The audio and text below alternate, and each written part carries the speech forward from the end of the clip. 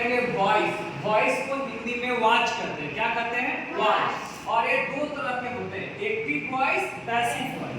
ये वॉइस जानने के लिए सबसे पहले हम लोग समझेंगे ना कि वॉइस होता क्या है। तो वॉइस का परिभाषा बताता है it is a form of verb. ये वर्ब का एक रूप है, ठीक है ना। तो आप यहाँ पे डेफिनेटली इस बात को क्लियर करेंगे कि सर वर्ब होता क्या है। तो वर्ब के बारे में हमने पहले बताया बेटा कि वर्ब इज एक्शन वर्ड। क्या होता है? Action word. ये एक्शन वर्ड है। और जब एक्शन वर्ड है तो इसमें जैसे कि आपको जानते हैं कि सब्जेक्ट से रिलेट करके ही बोध कराएगा। जैसे राम डांस, है ना, सोहन प्लेज, सोहन खेलता है, राम डांस करता है। तो इस तरीका से ये दर्शाता है सोच whether what is denoted by subject, subject के द्वारा क्या दर्शाया जाता है और has something done to it, या सब्जेक्ट के कुछ हुआ। ठीक है, इसके बारे में एक बात याद रखना, जब हम बात करते हैं वर्ब को लेकर के तो यहाँ पे दो तरह के मुख्य वर्ब की मतलब बात होगा। एक का नाम है ट्रांजिटिव वर्ब, ट्रांजिटिव वर्ब, और दूसरा का नाम होता है इंट्रांजिटिव वर्ब, इंट्रांजिटिव वर्ब। अब ये दोनों पहले कॉन्सेप्ट क्लियर करो कि सर ट्रांजिटिव वर्ब किसे कहते हैं और इंट्रांजिटिव वर्ब किसे कहते हैं। एक को अकर्मक क्रिया, दूसरे को सकर्मक क्रिया कहते हैं, ठीक है ना। तो याद रखना वैसा वर्ब या वैसा वाक्य जिसमें वर्ब के बाद अगर ऑब्जेक्ट होता है, सुनो, वर्ब के साथ साथ अगर ऑब्जेक्ट है तो उसको हम ट्रांजिटिव कहेंगे। क्या कहेंगे? ट्रांजिटिव कहेंगे। लेकिन वर्ब के बाद अगर ऑब्जेक्ट जो है, ये जो ऑब्जेक्ट है अगर नहीं है तो उसे क्या कहेंगे? इंट्रांजिटिव। कोई दिक्कत? तो ये जो होता है अगर हम वॉइस चेंज करते हैं तो हमेशा ट्रांजिटिव वाले को करते हैं। कौन सा वाक्य को? जिसमें ट्रांजिटिव वाले। समझ में आ रहा है? जैसे सपोज दैट हमने लिखा सी ईट्स ब्रेड, सी ईट्स ब्रेड। कोई दिक्कत? अब बताओ यहाँ पे सी क्या है बेटा? सब्जेक्ट। ये क्या है? सब्जेक्ट। और सब्जेक्ट को पता है ना आपको क्या कहते हैं? इसको doer of action word, doer of action word. और बताओ यहाँ एक्शन क्या है? ईट्स, है ना, यानी खाना है ना। तो ये ईट्स क्या हो गया? वर्ब हो गया। कोई दिक्कत? और बताओ ब्रेड क्या है? ऑब्जेक्ट। क्या है? ऑब्जेक्ट। कोई दिक्कत? तो तीन चीज का पता चल गया। तो देखो अब बताओ जब इसमें ऑब्जेक्ट है तो बताओ ट्रांजिटिव है कि इंट्रांजिटिव? ट्रांजिटिव। Very good. कौन सा है? ट्रांजिटिव। समझ में आया कि नहीं? तो याद रखिएगा अगर पूछेगा कि कौन सा वर्ब को हम लोग वॉइस में परिवर्तन करेंगे तो कौन सा वर्ब? Transitive verb. कौन सा वर्ब? Transitive verb. याद रखना। दूसरी बात, अब बोलेंगे सर इंट्रांजिटिव का उदाहरण दीजिए। तो इंट्रांजिटिव का उदाहरण हमने लिखा द काइट फ्लाइज। देखो काइट माने क्या होता है? पतंग, है ना। द काइट कौन उड़ता है? पतंग। पतंग ये उड़ते हैं। The kite. कोई दिक्कत? द काइट हमने लिखा पतंग के बारे में। तो यहाँ पे क्या हो गया? सब्जेक्ट हो गया। बताओ। और यहाँ पे फ्लाइज क्या हो गया? वर्ब है कि नहीं? काइट विचार है ना, वर्ब का पांचवा रूप हो गया। फ्लाई, फ्लाइट, फ्लाइट, है ना, फ्लाइज, है ना। और ये पांचवा रूप हो गया। अब इस बात को समझो बेटा, यहाँ ऑब्जेक्ट दिख रहा है तुमको? नहीं। बताओ ऑब्जेक्ट नहीं दिख रहा है। तो जब ऑब्जेक्ट नहीं दिख रहा है तो कौन सा वाक्य हो गया? इंट्रांजिटिव, है ना, या इंट्रांजिटिव वर्ब। कोई दिक्कत? कौन सा वर्ब का वॉइस परिवर्तन होता है? ट्रांजिटिव। कौन सा का? ट्रांजिटिव। इतना तो क्लियर हुआ। चलो अब आगे कॉन्सेप्ट समझो। इसमें जब ट्रांजिटिव और इंट्रांजिटिव में क्लियर हो गया तो तुमको अब वॉइस वगैरह के पता चला कि वॉइस जो होता है वर्ब का रूप है, ठीक है ना, जो सब्जेक्ट के बारे में। अब जैसे देखो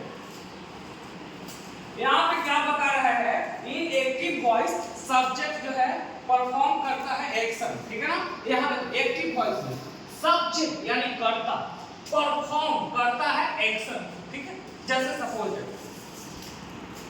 Sunny teaches English, teaches English. अब हम यहाँ से समझिए, कोई दिक्कत नहीं है, ना पढ़ने जो करना होता है पहले भी आप सुनिए। सन्नी टीचेस इंग्लिश, ई एक्टिव वॉइस है। क्या बेटा? Active voice. बोले सनी सर कैसे पता किए? तो इसलिए पता किए क्योंकि यहाँ जब सब्जेक्ट किसी काम को करता है तो कौन सा दर्शाता है? एक्टिव। तो यहाँ अब यहाँ बताया तुमको कि जब भी अगर सब्जेक्ट का पता लगाना है तो आप कौची से क्वेश्चन कीजिएगा? हु टीचेस इंग्लिश, इंग्लिश कौन पढ़ाता है? सन्नी। जवाब मिला नहीं कैसे कहते हैं? सन्नी सर।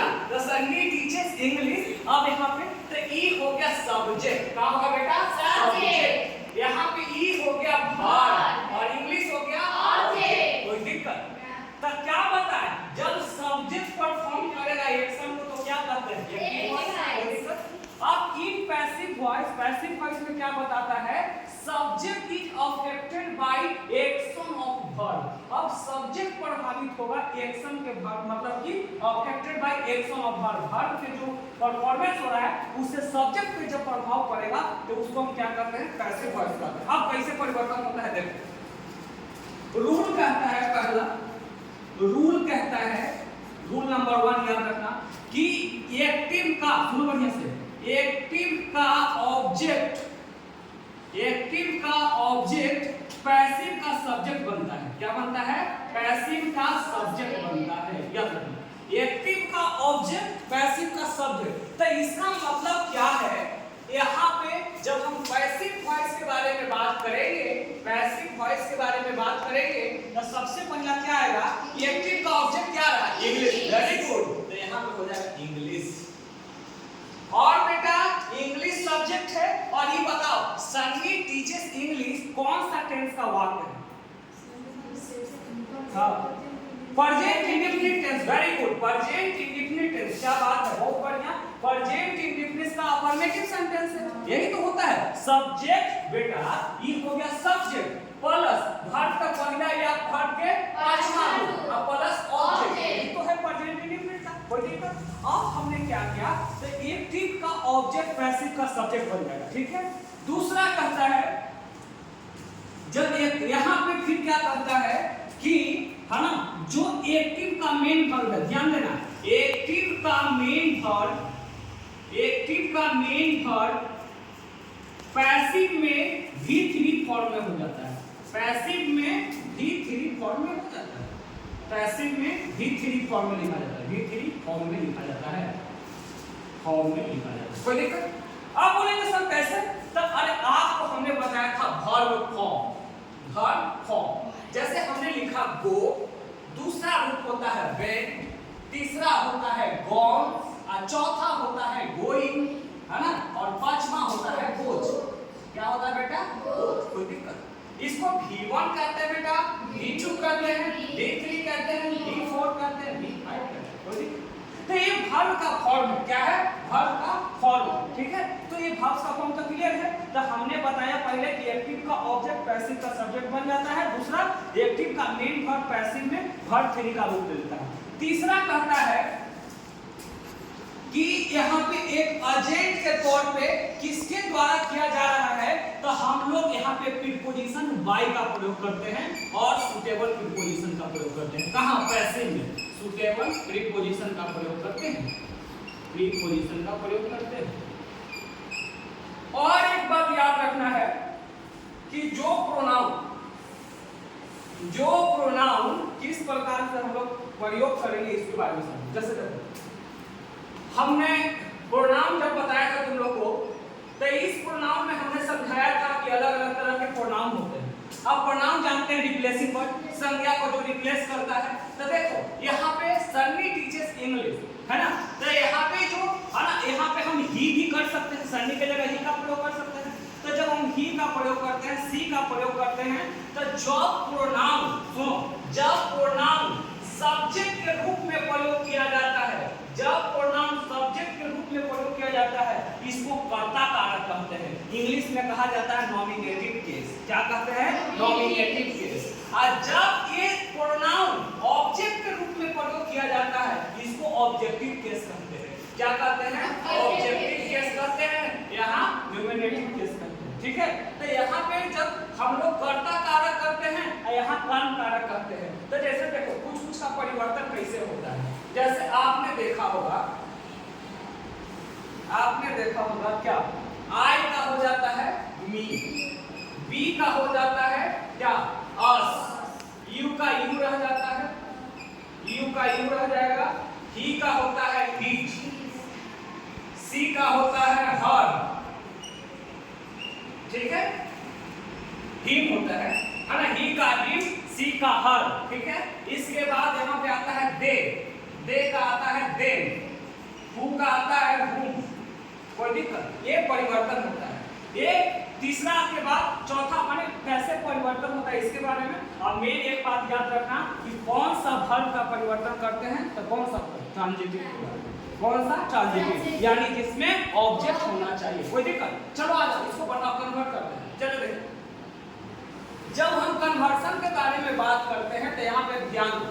सबसे पहले हमने लिखा सन्नी टीचर्स इंग्लिश, सन्नी क्या पढ़ाता है, अंग्रेजी पढ़ाता है।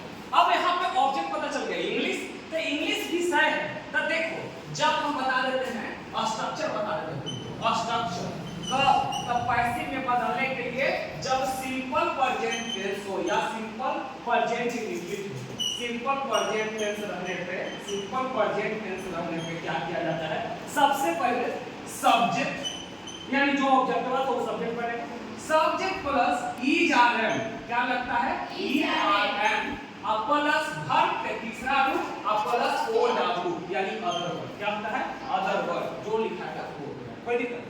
अब यही स्ट्रक्चर पे आओ, इंग्लिश विषय है तो इंग्लिश, तो बताओ इंग्लिश के साथ इज लगेगा कि आर लगेगा, इज, इंग्लिश का विषय है ना तो इंग्लिश इज, है ना।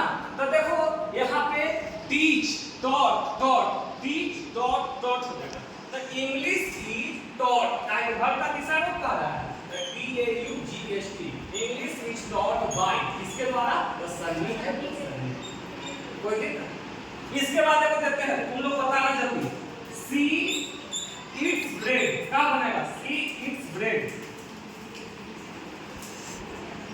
सी इट्स ब्रेड, क्या बनेगा ब्रेड, वेरी गुड, रुको, ब्रेड इज, ईट कितना होगा eated, eat ate eated, the bread is eated, है ना, बाय, आ सी को ची में कन्वर्ट होता है, अभी पता है और में ईटन बाय, समझ में आया कि नहीं, कोई दिक्कत, आई होप समझ में